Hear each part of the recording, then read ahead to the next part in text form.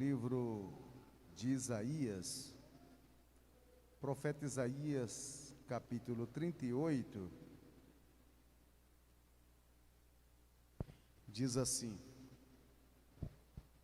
profeta Isaías, capítulo de número 38, do versículo 1, diz: naqueles dias, Ezequias adoeceu de uma enfermidade mortal.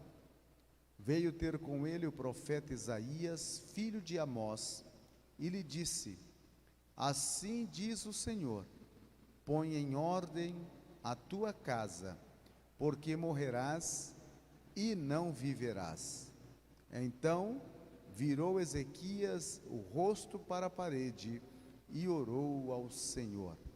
E disse: lembra-te, Senhor, peço-te de que andei diante de ti com fidelidade, com inteireza de coração, e fiz o que era reto aos teus olhos, e chorou muitíssimo.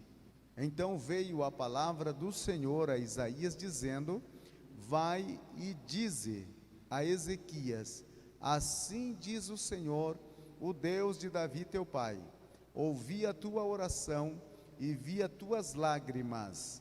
Acrescentarei, pois, aos teus dias 15 anos, livrar-te-ei das mãos do rei da Síria, a ti e a esta cidade defenderei esta cidade.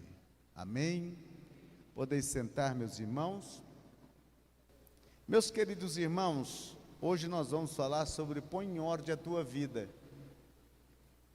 Sabe, o brasileiro ele é conhecido como um povo que deixa todas as coisas para a última hora. Por exemplo, a declaração do imposto de renda, a maioria dos brasileiros deixa para fazer no último dia, já quase no findar do prazo estipulado.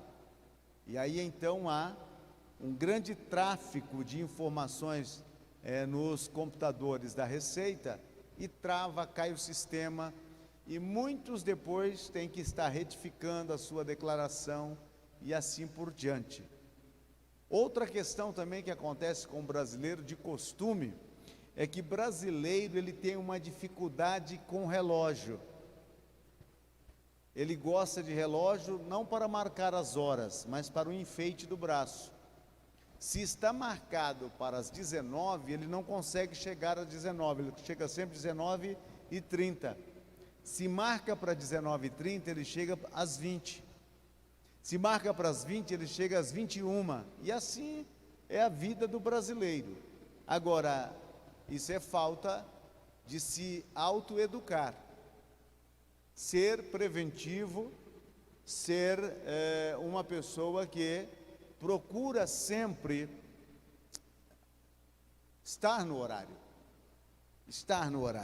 e também fazer as suas tarefas com antecedência. Conforme o tempo vai passando, se a gente vai se relaxando com essas coisas, nós vamos acumulando problemas e tarefas em nossas vidas, ao ponto de que depois nos sentimos enforcados. E quantas pessoas não dizem assim: o dia é pequeno para a quantidade de tarefas que tenho, mas porque ele não fez uma administração sensata do dia, das horas que ele tem disponível para cumprir com as suas tarefas. Há algumas coisas que a gente tem como sumamente importante, e essas coisas a gente tem aquela educação por natureza de não atrasar. Por exemplo, o atraso para chegar no local de trabalho. A maioria de nós não temos este problema. Pode chover raios e canivetes. Se a gente tem que ir para o serviço, a gente tem que ir para o serviço, porque são prioridades. E se não for ao serviço, no final do mês pesa no bolso, né? E assim é. Porém, meus irmãos, nós temos a história hoje de um rei que está em eminência de morrer, mas não pode morrer da situação em que se encontra. E a misericórdia de Deus é tão grande para com o rei Ezequias, que Deus envia um profeta para dizer a ele que a vida dele estava desordenada, não estava em ordem diante de Deus, e que aquele rei estava tendo a oportunidade de ordenar a sua vida, ordenar a sua casa, colocar as coisas no seu devido lugar, porque o final da sua vida tinha chegado. E Deus lhe acrescentou mais 15 anos para ele colocar em ordem. E ele, na verdade, em 15 anos, ele não conseguiu colocar em ordem, acrescentou alguns outros probleminhas. Agora, meus irmãos, quais são as coisas que eu e você precisamos colocar em ordem em nossa vida? Deus é Deus de ordem, Ele não é Deus de desordem. Se você notar, o próprio cosmos, ele tem uma ordem, e segue paulatinamente aquela ordem. A natureza, ela também tem a sua ordem pré-estabelecida. São leis que regem a natureza, para que ela possa dar o seu sentido de vida de uma forma ordenada.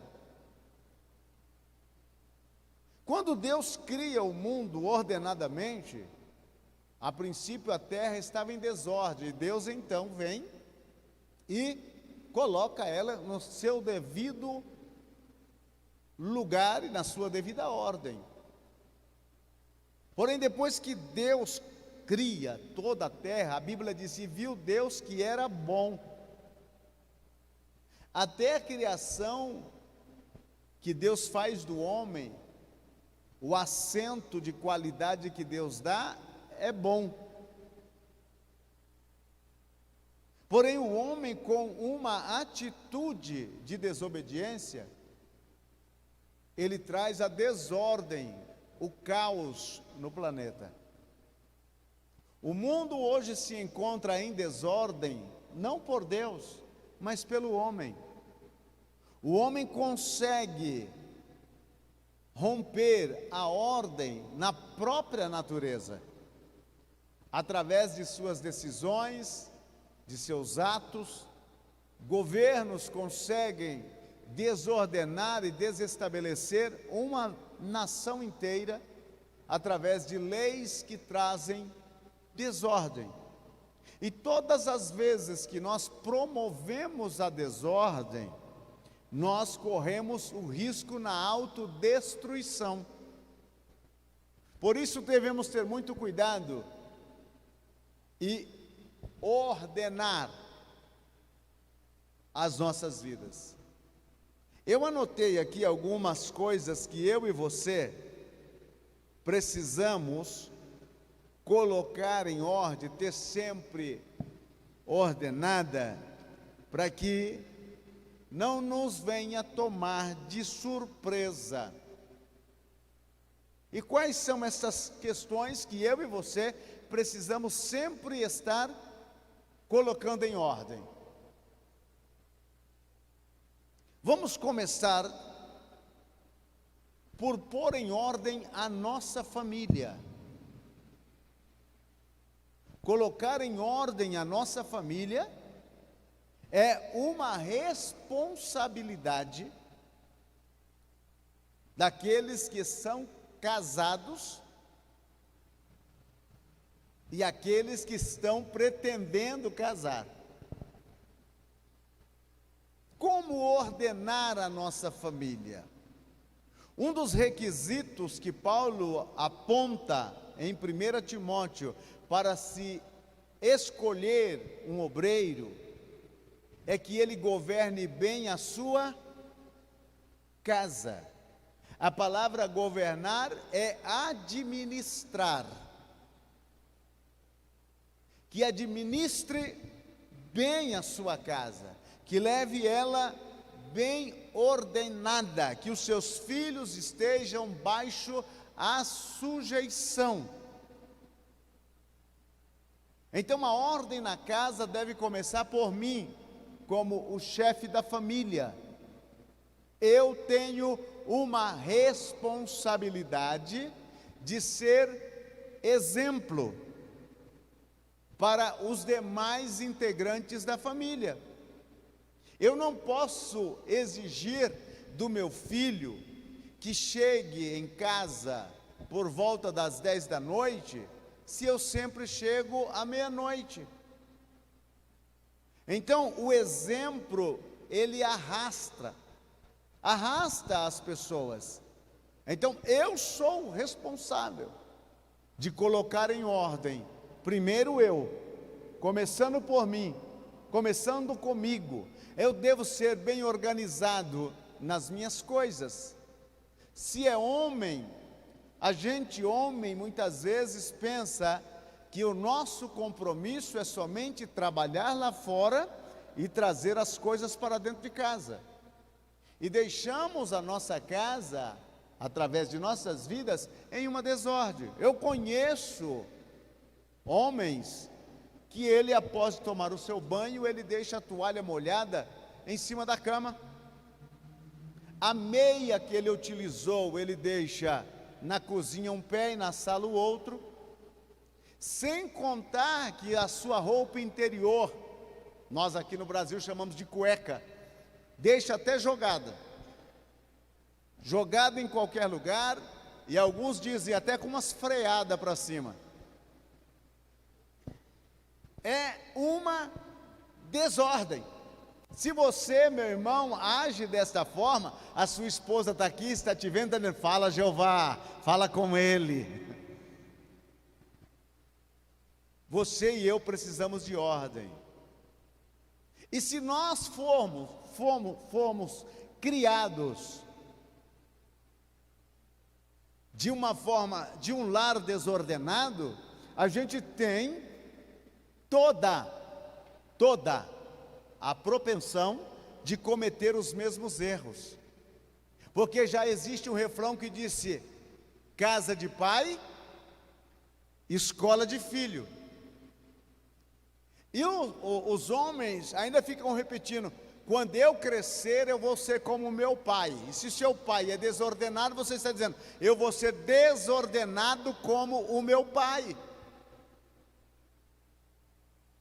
Louvamos a Deus, nós homens, quando a gente consegue casar com uma santa mulher que coloca a gente na rédea. Ah, pastor, sim, meu irmão, que nos ensine que a toalha tem o seu lugar para ser pendurada depois de usada, que a cueca tem um cesto de lixo para depositar, que meia não ocupa assento de cadeira na cozinha, e assim por diante.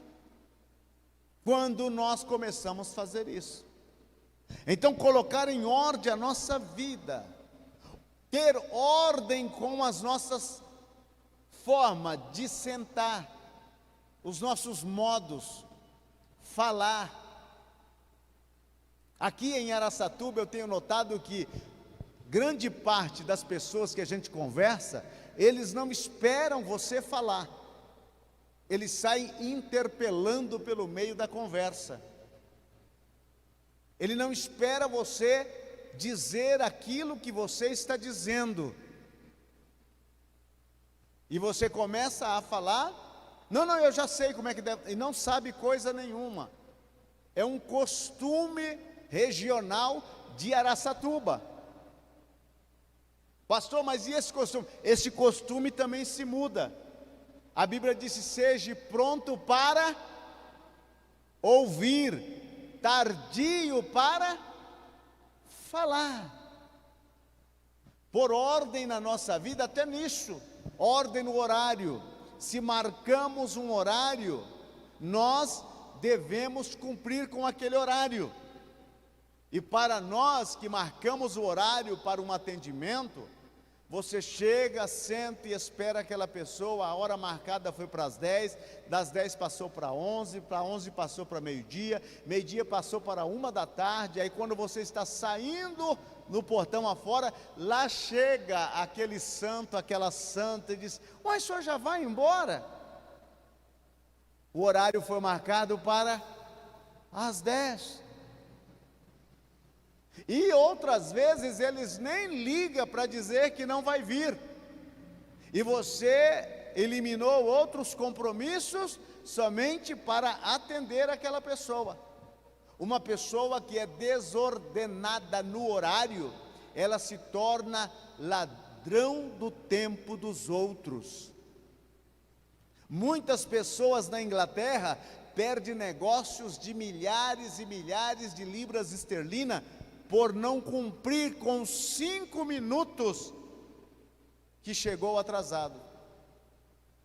E nós brasileiros temos esse defeitinho, não é de fábrica, a gente foi amontoando sobre nós. A ordem da vida familiar, horário de chegar em casa. A ordem na vida familiar, o que programação assistirem na TV. Algumas casas de algumas pessoas têm 4, 5 aparelhos de televisão. E cada um assiste a sua programação. Então o filho ou a filha entra quarto adentro, fecha a porta do quarto, liga o televisor, e os pais nem sabem que programação que eles estão ali assistindo. Você é aquilo que você come. Você forma o seu caráter naquilo que você digere como informação. Então você precisa colocar ordem.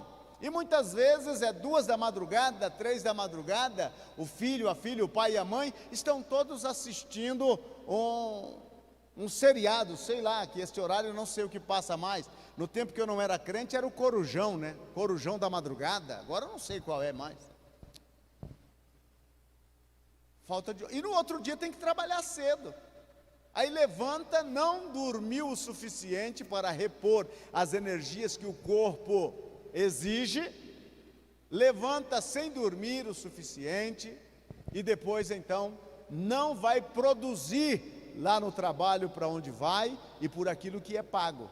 Passa o dia todo indo no banheiro, empurrando o dia com a barriga, como diz o pessoal, para o dia passar logo. Isso também é uma forma de estar roubando o patrão, porque o patrão está pagando para você trabalhar, prestar o serviço.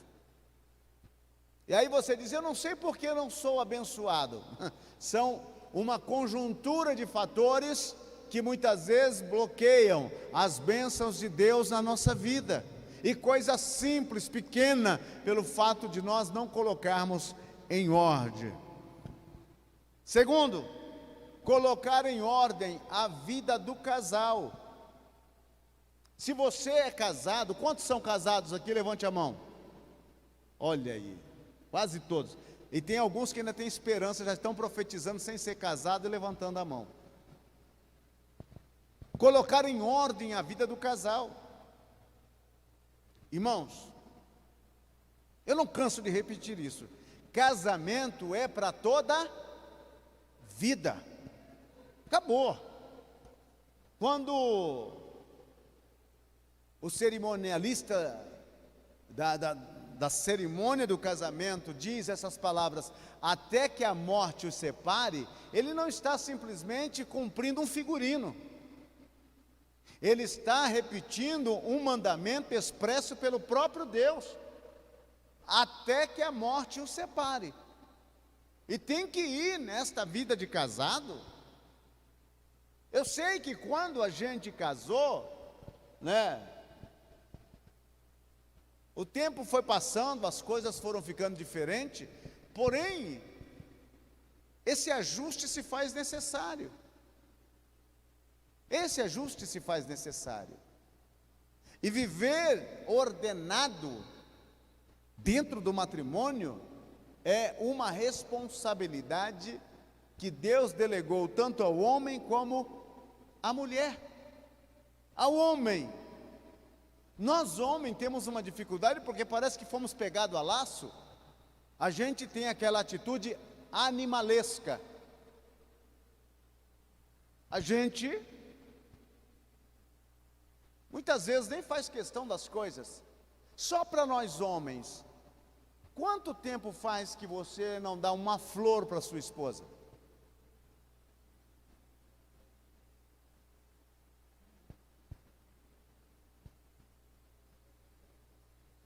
Eu fiz essa pergunta um dia para o irmão, ele disse: pastor, eu não dou flor para minha esposa, porque nenhuma flor consegue concorrer com ela.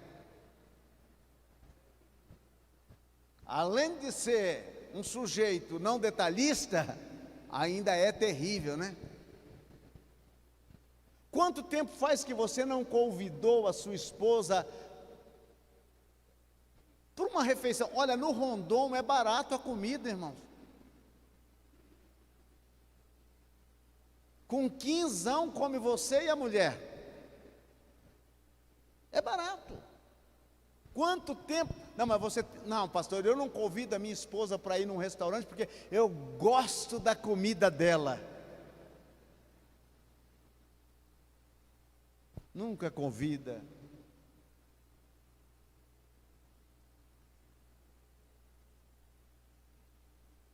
Isso é uma forma de colocar em ordem a vida do casal, valorizar a sua esposa. Porque ainda que o projeto de Deus para a esposa é diferente para o esposo, porém é uma harmonia em associação, marido e mulher, ou marido e esposa.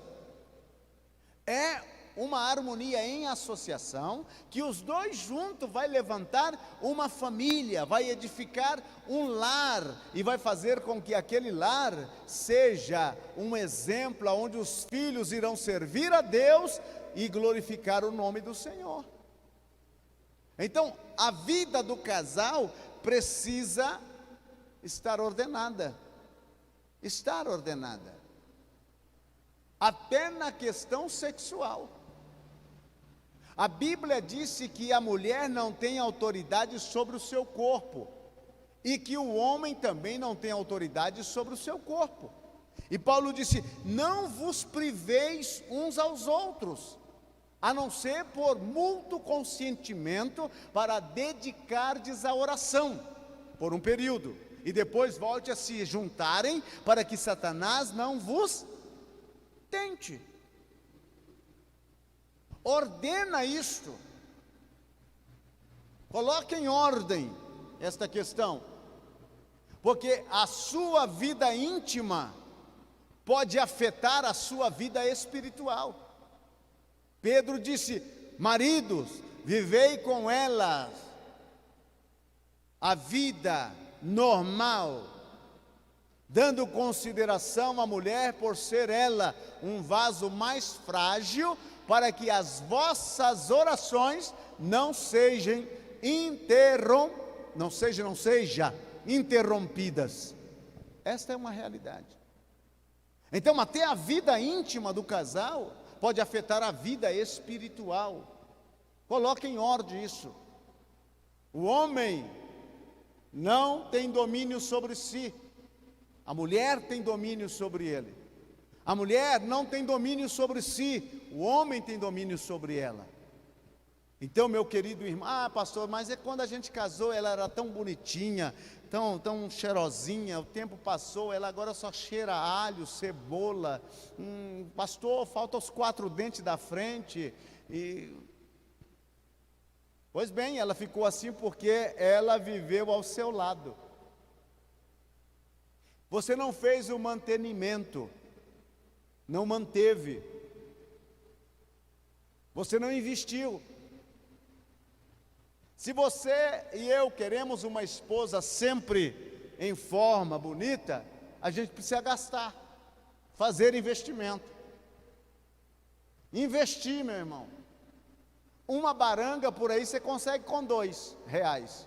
Mas uma mulher de porte, uma serva do Deus Altíssimo, leva o investimento. Ela, olha irmãos, ela gasta em cabeleireiro, só para você saber, ela gasta em cabeleireiro, ela gasta vestido, saia, blusa, sapato, bolsa, cinto, ela gasta. Ah, mas está gastando muito. Ah, mas fazer o quê? Quando você casou, isso já estava no pacote. Agora, você como marido não faz esse investimento. Ela mantém-se nesta posição que você sempre mantém. Aquele vestidinho de chita. Lembra? Aquele vestidinho que você comprou há 15 carnavais atrás. Aquele sapato, né? Ao parcas rodas, costurado com corda. Você vai fazer o quê? A esposa é o espelho do esposo, e o esposo é o espelho da esposa. Se você quer saber se o sujeito é um sujeito ordenado, olha para a esposa dele. Eu sei que você já está dando um sorriso atrás dessa máscara aí, viu, minha irmã? Está vendo, meu filho? Você está na minha unha, você vai ver. Essa é a realidade. A vida do casal precisa estar em ordem. Estar em ordem. Claro que você não vai aqui assassinar o seu orçamento, mas dentro do seu orçamento, você tem a responsabilidade. E a mulher também deve cuidar do marido. Por que cuidar do marido? Porque ele é o seu marido. Mulher que não passa a roupa do marido, não lava a roupa do marido, não cozinha para o marido, né? E toda noite está com dor de cabeça. Só o sangue do carneiro. E depois chega na igreja, quer pegar anjo pelo pé e dar glória a Deus e levantar a mão, e quer que as portas se abrem e a bênção vem, e Deus a usa. Sabe que é a mensagem profética que Deus manda a esse tipo de mulher? Vai cuidar do teu marido, põe em ordem as coisas com ele. E o marido, vá cuidar da sua esposa. E se tiver filho, vai cuidar dos seus filhos também. Colocar em ordem isso é de sumamente importância. Hoje que nós mais temos no meio da igreja é homens frustrados com o seu matrimônio e mulheres frustradas com o seu matrimônio.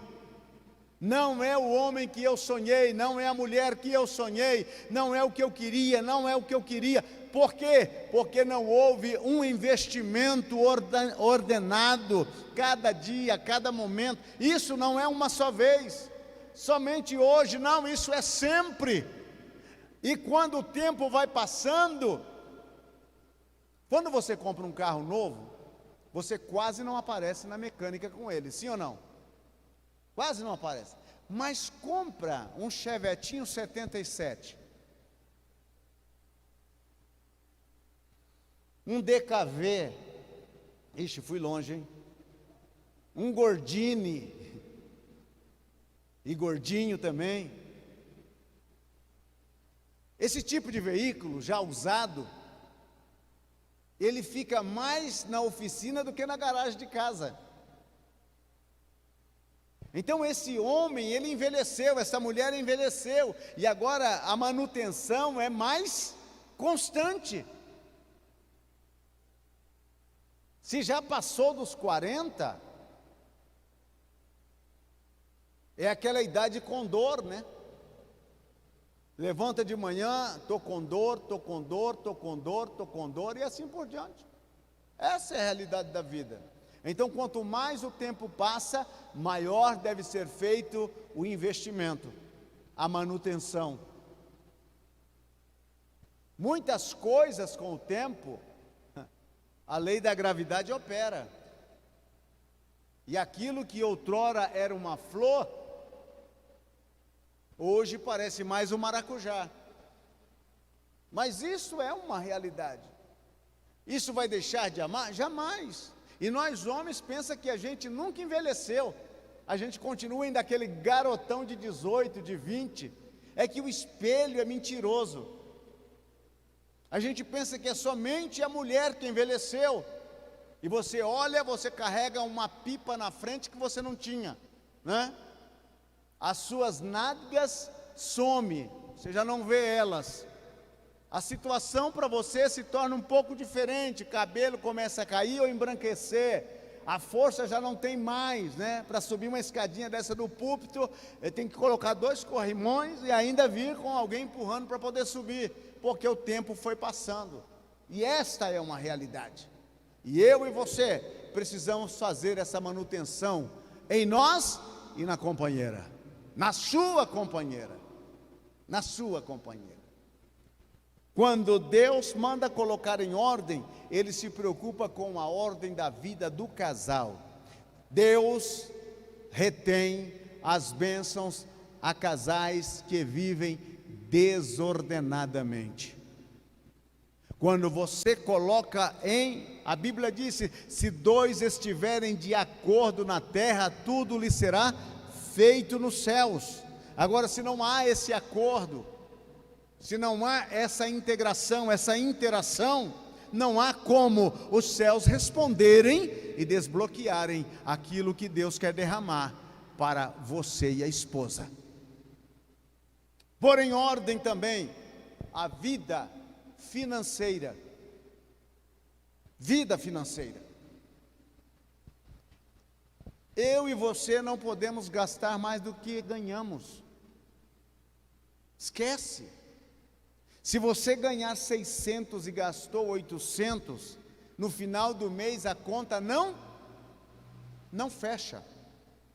E não adianta culpar Satanás não, porque ele tem culpa de muitas coisas, mas dessa o culpado todo e exclusivo é você. Olha, mas o diabo, como é que pode? Isso é obra de Satanás, a fatura do cartão, olha como veio, não é possível. O diabo disse, eu? Eu não. Eu nem cartão de crédito eu tenho, que é para não ser tentado. Quem gastou foi você. Eu me lembro um tempo em casa, que quando chegava a fatura do cartão de crédito, a dama da casa ficava desesperada. Ela pegava um caderno e começava a somar, continha por continha, para saber se eles não tinham errado para mais. Certeza que tem alguma coisa errada aqui. E somava, e depois, não está certa a soma. Aí ia consultar ali na fatura, aonde os estabelecimentos, aonde foi comprado. E todos os estabelecimentos estavam ali. Eu sei que você está rindo aí atrás da máscara, porque isso já aconteceu com você também. Onde já se viu uma fatura de crédito desse tamanho? Eu não gastei isso. Isso não, isso foi Satanás que pegou esse cartão e foi dar um passeio por aí com ele e fez esse gasto. Não, meu irmão, foi você. Não, minha irmã, foi você também. Lembra aquele par de sapato? Você já comprou 2 pares neste mês e ainda quer mais um. É que eu tenho que comprar mais um para um casamento no final do mês. Então não fecha as contas. E aí você começa a pagar o mínimo. Sabe aquele mínimo? Se Satanás é o grande da fatura, o mínimo é um diabo pequeno. Aí você começa a pagar aquele mínimo, aquele mínimo, aquele mínimo, aquele mínimo. Aí o pessoal vê e te entrega um cartão com um crédito de 20 mil reais. Você diz, não, eu tenho um cartão de crédito de 20 mil reais. Esses 20 mil não é seu não. Se você usar, você tem que pagar. Ou você pensa que te deram 20 mil reais? E ele sai estourando para todo lado. E vai, compra e vem. E quando chega a fatura, o desespero toma conta. Eu acho que tem muito crente que vai ficar no arrebatamento com esse negócio de dívida. Pastor, sim, meu irmão. Porque você já imaginou se os crentes estiverem devendo no cartão de crédito, aqueles crentes pirangueiro, ruim. Porque tem crente ruim, irmão, que compra, engana, quando a trombeta soar, ele vai ficar para pagar as dívidas, vai ficar aí, Eu me lembro de uma época no Brasil, não sei se ainda essa prática permanece, mas uma época no Brasil, as pessoas faziam uma compra ali na Ilha Solteira, Casa Buri. Comprava os móveis, sabe aqueles armários azuis, 3 portas, aquela mesa azul, 6 cadeiras, aquela cadeira que tinha um estofadinho que aguentava uma semana e já rasgava. O pessoal comprava aquilo, carnezinho, maravilha, e não pagava. E quantas vezes a gente viu o caminhão da Casas Buri encostando na casa de um e de outro, porque naquele tempo levava de volta os móveis, né? Não pagou, chegava o caminhão da loja e pegava tudo e levava de volta. E alguns compravam e mudavam de um lugar para o outro, ou davam endereço errado. Irmão, e prescrevia aquela dívida dentro de 5 anos. Então, em 5 anos, o nome estava livre, estava limpo. Hoje tem o carnê das Casas Bahias, o carnê da Magazine Luiza, carnê de tanto lugar, que prende as pessoas. E se você é uma pessoa que não tem ordem na vida financeira, você vai viver para pagar conta. Simplesmente assim. Não adianta reclamar que o seu salário não dá, porque você e eu queremos viver acima daquilo que ganhamos, acima das nossas posses. E se somos pessoas vaidosas, é pior ainda. Alguém na igreja comprou uma sandália nova, você já quer comprar também. Alguém comprou um terno novo, você já quer comprar também. Então você vive influenciado por aquilo que os outros usam e pratica, e esquece que o seu vencimento do mês não cobre a fatura das despesas. E aí não adianta chorar, ou pode chorar como chora uma vaca, não vai resolver o problema. Tomar o dinheiro do cheque especial, eu não sei se existe mais isso, existe o negócio do cheque especial. Isso são armadilhas do mundo financeiro para te prender. Cartão de crédito, cheque especial, compra no carnê, isso são armadilhas que foram colocadas diante de você para te prender, para fazer você um prisioneiro para viver e pagar dívidas. Ah, mas agora eu posso fazer uma compra no mercado que eles recebem um cheque para 45 dias. Claro, você dá o cheque para 45 dias. Daqui 45 dias, cobrar o cheque, você não tem dinheiro para fazer compra, o que você vai fazer? Dar outro cheque. E tem gente que vai assim, entra janeiro e sai dezembro, nesta vida, de cheque em cheque, cheque predatado, e vai acumulando, enrolando dívida, e agrandando dívida, e dívida, e dívida, e dívida. No final, ele já quer até se suicidar. Ele faz um seguro de vida, e diz, olha, podia acontecer alguma coisa para que cobrasse esse seguro e pagasse as minhas contas. Não, meu irmão, ponha em ordem a sua vida financeira, viva dentro do seu orçamento. Se você ganha 100, viva com 80. Se você ganha 1.000, viva com 800. Se você ganha 10.000, viva dentro das suas possibilidades. O importante é você colocar a cabeça no travesseiro e fazer como fez o salmista Davi, dizendo, eu deitei e peguei no sono, porque o Senhor me sustentou. Se existe uma coisa que tira sono de gente, é dívida. É dívida. Ai, amanhã aquele cheque vai cair. Amanhã, meu Deus, me acorde, o arrebatamento acontece hoje. Senhor, toca a trombeta hoje, para me livrar dessa... Deus... E esse negócio de que vai lá e Deus vai colocar dinheiro na sua conta, esquece, Deus nunca vai fazer isso. Primeiro, porque Deus não é falsificador monetário. Porque se o governo, irmãos, produziu uma quantidade de cédulas, de dinheiro, de papel, moeda, nem Deus vai poder aumentar este valor. É aquela quantidade, porque se Deus tomar um posicionamento de aumentar a quantidade de células, de papel, moeda, para que haja dinheiro para você, o Senhor Deus está estafando o sistema econômico. E aí Deus não serve para ser Deus. Ele é Deus porque Ele é justo. Ah, mas eu vou chegar lá no banco e eu vou colocar o cartão lá dentro e quando eu puxar, vai aparecer um monte de dinheiro lá. Esquece. Isso é conversa para boi dormir. E nós não somos boi e não estamos com sono. Isso não vai acontecer.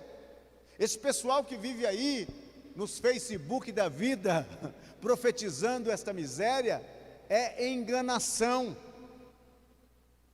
Deus não vai fazer isso. O que é que Deus pode fazer?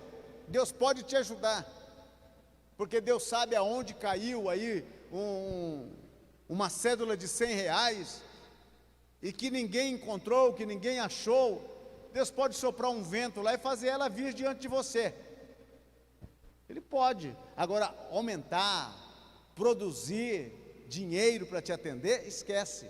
E outra, se aparecer um dinheiro na sua conta e não é seu, você como crente, o que tem que fazer? Não é da glória a Deus, não. Rapaz, apareceu 50 mil na minha conta, foi Deus purinho que mandou. A sua responsabilidade como crente é ir lá dentro, falar com o gerente, apareceu este valor na minha conta, e eu sou consciente que esse dinheiro não é meu. Não é meu esse dinheiro. O caixa pode ter se equivocado no número semelhante à sua conta e ter jogado um valor que alguém depositou na sua conta que não era sua. Alguém vai ter que pagar aquele dinheiro. E quando descobrir que o dinheiro estava na sua conta, mas tem crente que para não dar brecha para Satanás, como diz ele, já arranca tudo, já fecha a conta e leva o dinheiro, que é para o diabo não vir atrás. Irmão, isso não é papel de crente. Tem muita gente penando no evangelho porque quer usar de engano, não quer dar um testemunho de crente. Você pode estar na maior dívida, no maior aperto, na maior dificuldade, se não é seu, procure o caminho fiel e chega, olha, não é meu, não me pertence, é de alguém. É de estranhar que de quando em quando os canais de televisão fazem algumas entrevistas com alguém que encontrou R$30 mil numa caixa de sapato e devolveu o dinheiro. Encontrou não sei quanto jogado e devolveu o dinheiro. As pessoas acham isso algo super. Isso deve ser algo normal.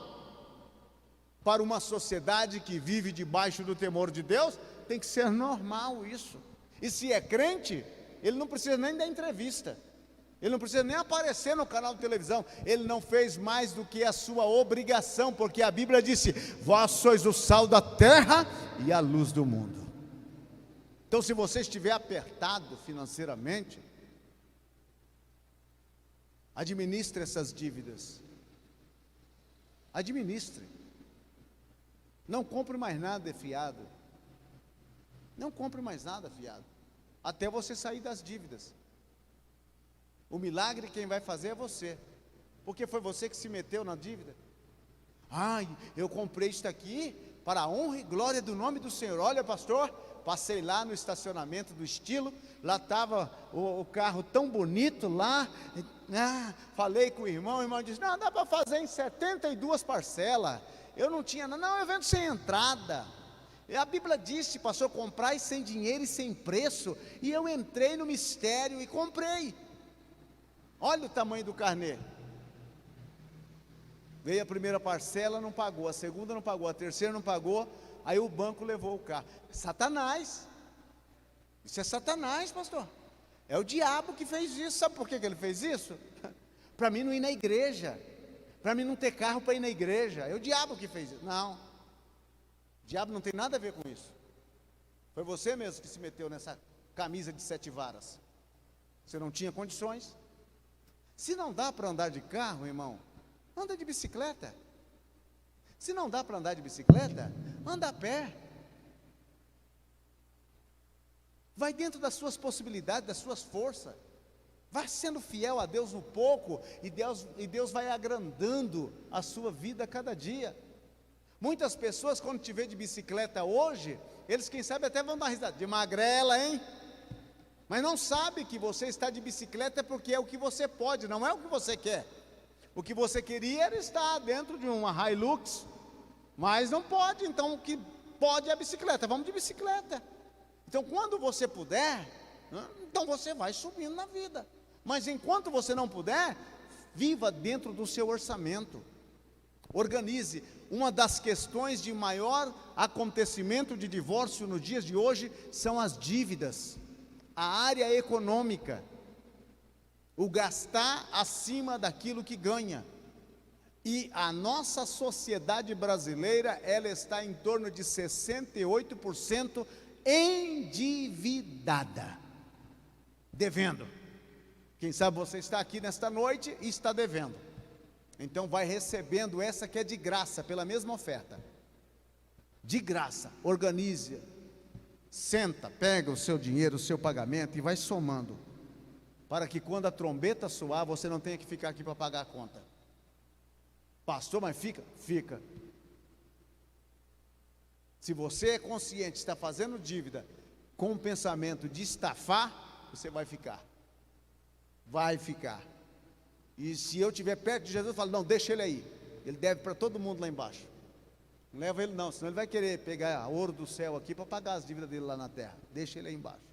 Então, meu querido irmão, quando o profeta disse a Ezequias, põe em ordem a tua casa, ele estava dizendo, olha, está uma desordem. Eu quero te matar e não posso te matar porque você está desordenado. Ah, pastor, então se eu viver desordenado, a morte nunca vai me pegar? Não, só o corona. Ah, então eu não vou morrer, eu vou viver desordenado para não morrer. Olha que a morte cansa, hein? E quando a morte cansa, ela leva ordenado e desordenado. Põe em ordem a tua vida. A pergunta que não quer calar: como está a minha vida? Como eu estou? A minha casa está bem ordenada? A minha família está bem ordenada? A minha vida financeira está bem ordenada? Como eu estou? Como eu estou? Nós, os pentecostais, pensamos que apenas dar um glória a Deus tudo resolve. Não, meu irmão. Uma vida em desordem, até o glória a Deus que ele dá é desordenado. É fora de hora, né? É mais ou menos aquele pregador. E o fulano morreu e foi para o inferno. E o pessoal, glória a Deus. Dá glória a Deus até para quem que foi para o inferno. Tudo fora de ordem, tudo fora de hora. Mas Deus vem buscar um povo zeloso e de boas obras. Zeloso e de boas obras, que tem uma vida ordenada. Como está a nossa vida? Como estou eu como marido? Será que sou um marido ordenado? Sou uma esposa ordenada? Como estou? Eu como filho, será que sou um filho ordenado? É uma pergunta que eu e você devemos fazer todos os dias de nossas vidas. Agora, irmão, dever não é pecado. Dever não é pecado. O que é pecado, então, pastor? É dar calote na dívida. Este é o pecado. Dever não. Você comprou, dentro da sua possibilidade, você vai pagar. Ah, eu comprei, mas eu tinha intenção de pagar. Se existe um inferno cheio, está cheio de pessoas de boas intenções. Não é a intenção que vale, é a ação. Então, dentro das suas forças, você comprou, você vai pagar, e assim por diante. Que Deus nos ajude, que quando chegar a nossa hora, Ele nos encontra, ordenado. E nos diz, Bem-vindo, servo bom e fiel. Entra no gozo do teu Senhor. Como está a sua vida? Se o anjo que leva as pessoas passar na porta da sua casa hoje, será que você vai armar um desespero, ou você vai dizer: Senhor, estou pronto? É uma pergunta que eu e você precisamos responder todo dia. Ficamos em pé, por favor. Pai, no nome de Jesus, nós viemos diante da Tua presença, agradecido porque o Senhor se preocupa conosco, nos ama de tal ponto que não nos deixa, Senhor, viver uma vida ociosa e desleixada. Senhor, nesta noite, estamos na Tua presença e pedimos a Ti que o Teu Santo Espírito nos dê sabedoria suficiente para entender a Tua palavra, e não somente entender, mas colocar em prática em nossas vidas. Olha para aqueles que estão, Senhor, emaranhados no mundo das dívidas, aqueles que estão vivendo, ó Deus, um matrimônio de fachada, aqueles que têm uma família, Senhor, que não estão ajustada nos seus parâmetros. Tu que conhece cada detalhe, que vê com os Teus olhos de misericórdia, peço que o Senhor venha nos dar sabedoria, venha nos dar entendimento, para fazer o melhor, Senhor, que sabemos e entendemos, para a glória do Teu santo nome. Abençoe os Teus filhos, a Tua igreja. Não deixe, Senhor, que ninguém venha enganá-los, mas que eles possam ter sempre, Senhor, a instrução e a unção do Santo Espírito, que tudo faz entender e compreender com plena certeza de que Tu caminha nossos pés por caminhos aplanados, fiéis e dignos, Senhor, para as nossas vidas. Abençoe a Tua igreja, aqueles que estão num momento de dívidas. Pai, concede-lhes a sabedoria e os meios administrativos, para que eles possam sair dessas dívidas e possam estar vivendo, Senhor, uma vida que o Teu nome seja glorificado na terra. Nós assim oramos e Te agradecemos, no nome de Jesus. Amém, Senhor.